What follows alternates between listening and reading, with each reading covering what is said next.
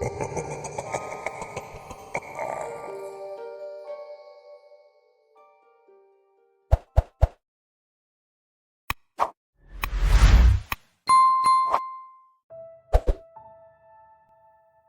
killed my husband. I'm writing this on my phone, and once I'm done I'll call the police, or maybe I'll kill myself. I haven't decided, either way. Before the shock of what just happened wears off, I need to get this all down. Even if no one believes me, I need to have evidence that at least I know what really happened. I'm posting it on this forum because at least some of you reading might believe me, and if you don't then it's just a story, right? My husband, his name is, well I guess was, Jack Rabinowitz. We called him Jack Rabbit or just Rabbit for short. I want to make it clear that my husband was a good man. He was kind and compassionate. He had his flaws like everyone, but I loved him. We had fights like any married couple. Sometimes money was a little tight when he would change jobs or his socks couldn't seem to find their way into the hamper. He once brought home a puppy as an anniversary gift and then proceeded to be shocked by how much work a puppy actually was. For the record, I'm allergic to dogs.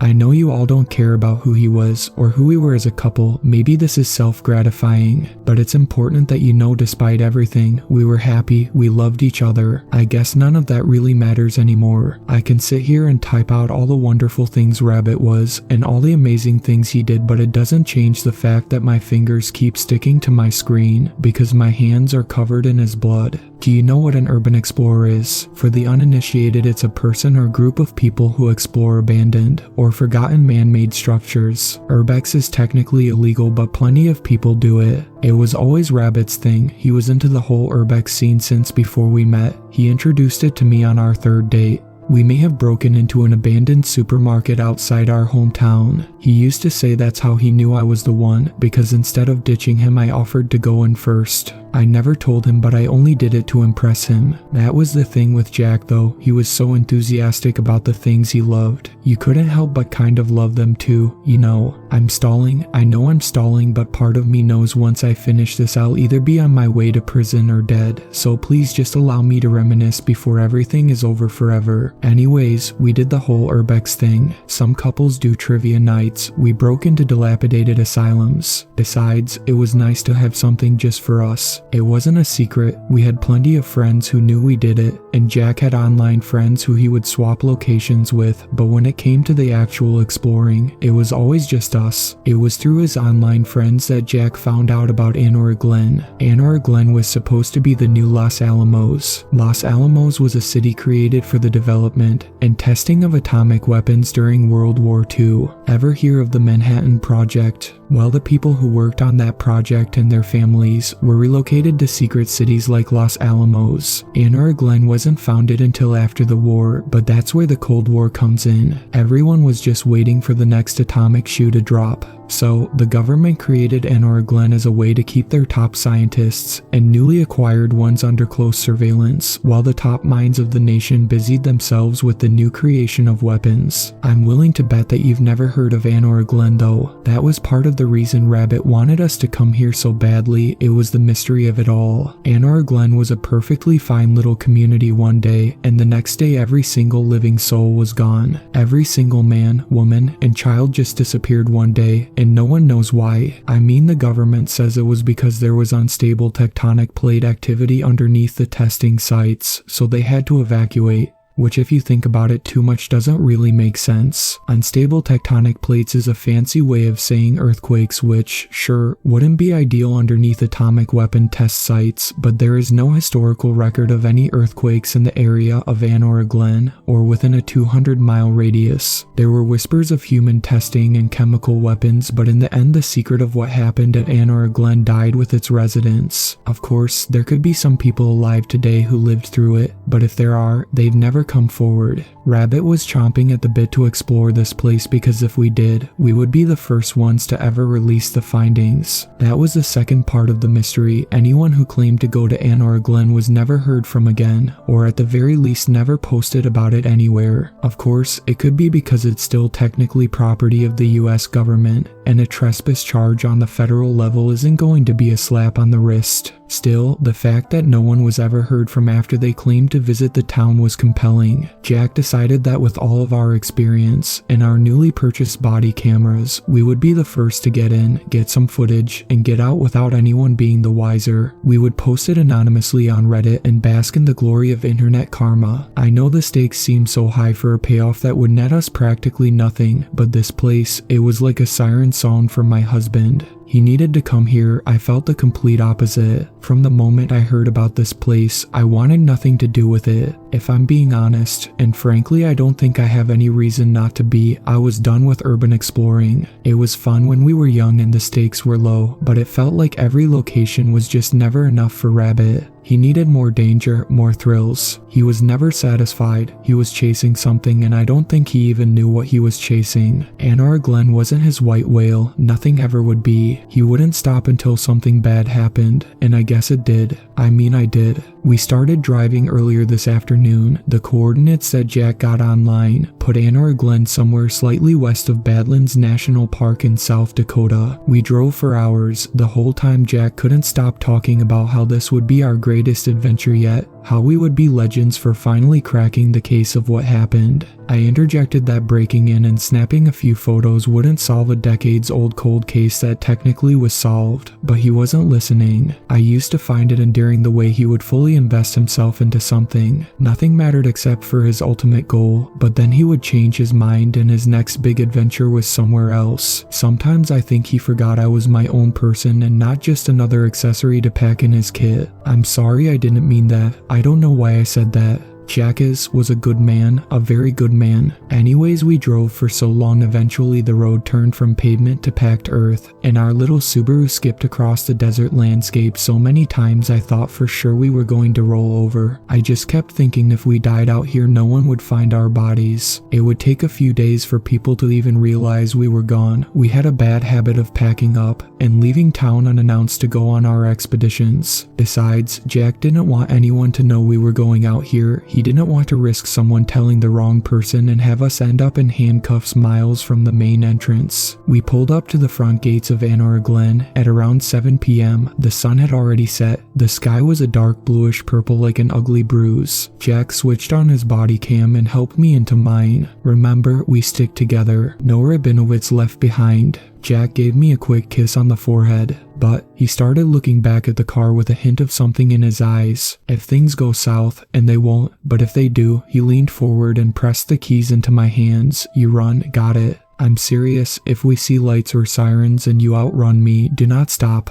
Get in the car and gun it. Okay. I looked at him and for the first time since I had known him, my husband, he actually looked scared. We can leave right now, Rabbit. We haven't done anything wrong yet. We can go. You're never this nervous. He smiled and ran a hand through his hair like he was trying to reset his brain. I just want my wife to be safe, but this is just like any other exploration, okay? We approached the gate softly. The air felt thicker. It settled on my shoulders like a wet towel. Jack pulled out a pair of bolt cutters and went to bite into the wire fencing when I stopped him. Look, I pointed to a hole in the fence a few feet from us. Someone had already come through that way. The edges of the fence were bronzed with rust, like it had been exposed to the elements for some time. Let's use that instead, I said. Better to not add destruction of property to the charges. Rabbit nodded and we ducked underneath the fence. Anor Glen was well shrouded. The fence was tall and thick and behind it lay about a mile or so of carefully planted woodlands. We marched through the trees, walking as silently as possible. I had one hand on Jack's shoulder as we walked single file. We didn't use flashlights, so the walking was slow going as we tried to avoid tree roots and rocks. After about an hour of walking, we made it into the clearing. That was the first picture we took.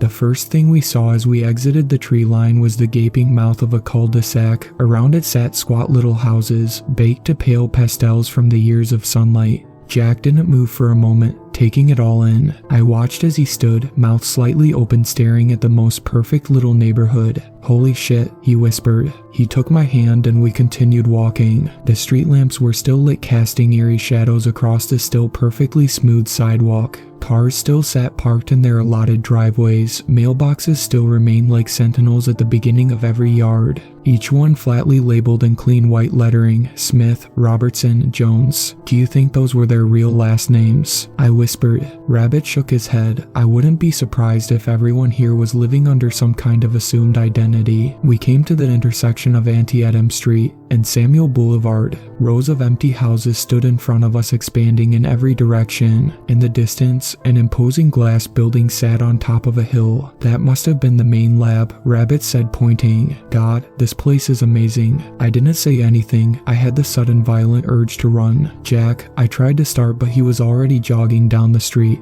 I tried to catch up with him, but my body camera came unclasped and cracked onto the sidewalk. By the time I got it put back on, Jack was gone. He had never left me behind like that before, well, almost never. Once he had gotten a little overzealous when we explored the Putnam School in Salem, Massachusetts. I ended up falling through a rotted floorboard and cracked my knee open down to the bone. He hadn't heard my screaming from where he was. It took him over an hour to find me alone in that cold, damp basement. It doesn't matter anymore. That story isn't important. What is important is what happened tonight. I have to focus. Jack was gone and I was alone. I wanted to call out to him, but I was afraid. What if someone was guarding the place and heard me? What if this was the kind of place where they shot first and asked questions later? I decided my best bet was to stay put. That way Jack would have to come back the way we came to find me, then I could convince him we needed to leave this place. I felt a quick brush of movement across the back of my neck. I whirled around and found nothing except another perfectly preserved house. The last name on the mailbox said Robbins. In the yard a small tricycle lay long forgotten on its side, its wheels spinning slightly in the night air. I wanted to vomit. The fear was getting worse. The urge to flee was clawing at my skin, but I couldn't leave, not without Jack. I thought he would be safer if I stayed. How wrong I was. As I stared at the spinning wheel, I started to hear music. It was faint at first, so soft I thought I was imagining it, but as I listened closer I could make out the distinct melody. I found myself humming along. It was a song I knew. My grandmother used to play it, Forever and Ever by Russ Morgan. I hadn't heard that song in years, but suddenly it was playing from somewhere in this abandoned neighborhood. It was coming from the Robbins house. That's when the light in the living room clicked on. I stared in complete shock at the young woman staring back at me. Stiff rolls of curled hair framed a heart-shaped face.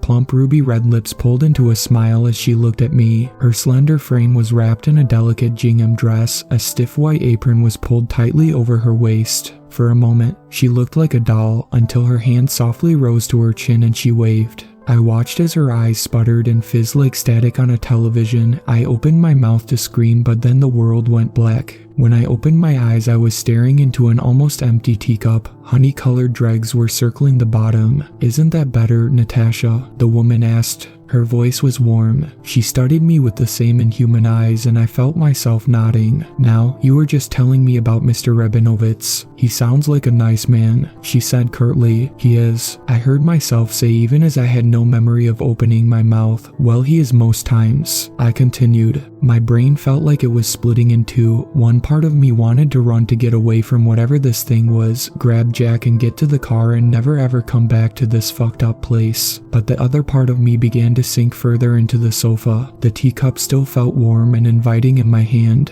That was the stronger part of my brain, the part saying stay here. "I'm so glad you've come by for a visit. It does get awfully lonely out here. It's important to have someone to count on. After all, who can a gal count on in these times if not her friends?" The room felt warmer than brighter. All I can remember was thinking she was right. Of course we were friends. We had always been such lovely friends, me and Rose. I can't remember her ever saying her name. My teacup was full again, and without much thought I took another sip. Maybe it will make sense if I just type out everything as it happened. I need you all to understand where my mind is. Well, where it was. Everything is starting to get fuzzy and I just need to get it all down. Maybe the shock is finally wearing off. Anyways, I sipped my tea. Rose smiled at me and said, "Mr. Rabinowitz seems like a lovely man, but of course he is a man, isn't he?" She let out a tinkling little laugh that sounded like a melody. "All men are flawed, aren't they? Every waking moment since the doctor holds them up, spanks them and declares them a bouncing baby boy, the world bows down to their every whim and wish." She placed a cigarette between slender fingers and puffed thoughtfully. "My Richard was like that. Of course he was brilliant, mind you, a top mathematician. He fancied himself the greatest mind in his generation, but what more can you expect when you've been told that your entire life? She took another long drag before looking at me. Is Jack a proud man? I could tell by the way the corners of her mouth turned up slightly she knew I would tell her everything. He thinks so highly of himself, I said without truly thinking. He wants to be the next big thing, but he doesn't even know what that is. He can't see that there are bigger things right in front of his face. Rose nodded thoughtfully, so concerned about what's next he can't see the now. She stood and busied herself at the mantel. It's a prideful thing to be so concerned with oneself. Perhaps he doesn't truly consider others. Marrying a man like that, well, that'll split you right down to the bone over time, don't you think? I fingered the scar on my knee. He isn't a bad person, I tried to say. Rose hurried to my side. No, of course not. Hate the sin, love the sinner, dear. Richard was just the same, but he was prideful, sinfully self-interested. He always put himself above me and our family, always. At first when it was just the two of us it was fine, but once RJ came, he practically worshipped at the altar of his father. I spent years playing second fiddle to Icarus and his son. There was a hint of malice in her voice, the kind of hateful undertone I had heard in my own voice when explaining to friends that Jack had left his job after a month because he wasn't being taken seriously. They loved to say, Rose continued as she settled herself next to me, sliding her open cigarette case across the table, that Eve was formed from Adam's rib. Men love to use that as a way of saying, see, you ladies are nothing without us. We made you. But I see it a different way. When I didn't take the cigarette, she lit one and held it out. I took it dutifully. I see it as God making a prototype, a rough draft. Then he improved it, taking the scraps of his first design to build something better. You can imagine that thought wasn't very popular at the Sunday potlucks. She laughed again and it was the most beautiful sound in the world. I so badly wanted her to like me, I puffed on the cigarette and tried to mirror her movements. The smoke tasted acrid in my mouth, like dust and death. She reached out and wrapped a finger in a stray lock of my hair. Women were always meant to be the final product. Don't you agree? Men are great for, well, you know, but past that I just can't see the use. She stood up quickly and I immediately felt the disappointment in her sudden absence. She removed a book from the shelf and held it out to me. Now, Natasha, I only show this to my most dear friends. I trust you. Do you trust me? I nodded hungrily and held out my hands. The book was a simple leather journal. As I carefully looked through the pages, I saw it was filled with her beautiful lopping script. Is this a diary? I asked, and again Rose smiled and the room felt warmer. No, silly, it's scripture. She must have understood the look on my face. She quickly dropped to her knees in front of me, placing her palms on the pages. When we first moved here, I was so blinded by Richard's pride. I thought he was doing the right thing, creating weapons from this raw power we knew not how to control, but that would keep everyone safe. All the ladies here, we were all so proud of our fellas. We thought they were fighting the good fight, doing God's work. But that isn't the truth. That wasn't the truth at all. She was speaking faster. A few months after we moved here, I began to hear this hum. Like an insect had crawled its way in my ears and was buzzing around my brain. I heard it for weeks, and it just wouldn't stop. The only thing that would drive out the sound was the static on television between stations. The only moments of peace I got was when the static would fill the house. Richard would yell and scream and call me crazy, but it was the only way I could finally be at peace. Then one day out of the static I heard their voices calling to me. I didn't know what it was at first, so I started writing it all down. She gestured to the book again, and I could make out the tiny scribbled dates in the margins followed by sentences that seemed to be incoherent. I started to write down what they were saying, and the more I listened, the more the words made sense. So I told the other ladies about it. Some of them didn't believe me, but most of them did. The true believers, they understood. Of course the men couldn't hear them, but that was because they weren't meant to. The true voices of the gods were only meant to be heard by their true followers. Do you understand? Rose's voice was growing louder and louder. Her cheeks were flushed as she recounted the events, and again that sensation of my brain being pulled in two began. Part of me knew what Rose was saying was crazy, but the other part of me saw the devolution in her eyes, the belief that she held so dearly. I couldn't bring myself to call it delusion. The men, she continued, the men didn't understand the power they were dealing with because it was never meant to be wielded by them. The gods are the only ones powerful enough to use it. They spoke to the women of Anor Anor Glen because they knew we were their chosen flock. We were not blinded by the power and the honor like the men were. No, we only wanted to serve our atomic gods. So when the command came down from them, we knew there was no other way. The men would keep playing with things they didn't understand, and eventually they would destroy the world. But if we the faithful followed our God's orders, we could stop it. We could save everyone and carry out the true laws of this world. Our gods were ancient and had been long forgotten, but now they were awakened by the hubris of man, and they would not stop until it was snuffed out. My heartbeat was thudding in my ears, but underneath it I could hear this small but incessant buzzing. It was growing louder as Rose continued her sermon. I was the first one who received the message, but then the others began to hear it too. We understood that the only way to give this power back to the gods would be to destroy the ones trying to take it from them. So we did what had to be done. From somewhere outside I heard Jack's voice. He was calling my name. With the sound of my husband's voice, Rose's spell seemed to loosen. The room was darker, the corners were shrouded in dark blackness. I noticed now there was a long reddish-brown streak running down the side of the hallway. "Look at me, Natasha," Rose commanded, and suddenly the room was warm and inviting again. The stain on the wall was gone. We did what had to be done. We pledged ourselves to the atomic gods, and we carried out their plan. We smited the men who were never meant to inherit this new world, and the whores who stood in our way. We laid our babes to sleep in their cots for eternity because they too were tainted with the sins of their fathers. We carried out the plans of our gods, but Natasha, Jack was yelling now. He seemed worried. The buzzing in my ears continued though and was slowly drowning out his voice. "We followed the orders, Natasha, you understand. We followed the orders, but it wasn't enough. There were still men out there, outside of Anor Glen, that we couldn't eradicate from this earth the way our new lords intended. The government sent in their lackeys to take us down. They claimed we had been poisoned by some kind of chemical that had been released by mistake." How typical. She spat the words. Her hands gripped my thighs with vigor. The government couldn't hear the voices of our gods. And why, you ask? Because they were too prideful, too self-interested, too cowardly to give their control over to the greater beings. So they killed us all. They sacrificed myself and my sisters so that the men would keep running the world, and they drove our gods back into hiding. "Don't you hear it, Natasha? Don't you hear it? Natasha," Jack screamed from somewhere outside, but there was a voice beneath his. It was a darker voice, an ancient one. It was calling to me the same way it called to Rose. The same was it called to all my sisters. Rose smiled at me. "You hear it, don't you?" I nodded fiercely as she gripped my head in her hands and placed a kiss on my forehead. "You must continue this battle. It cannot end with us," she said as tears welled in her static eyes. "Go, my sister. Praise be to our new gods." I leaped from the couch and out the door. My brain was buzzing with noises I had never before heard.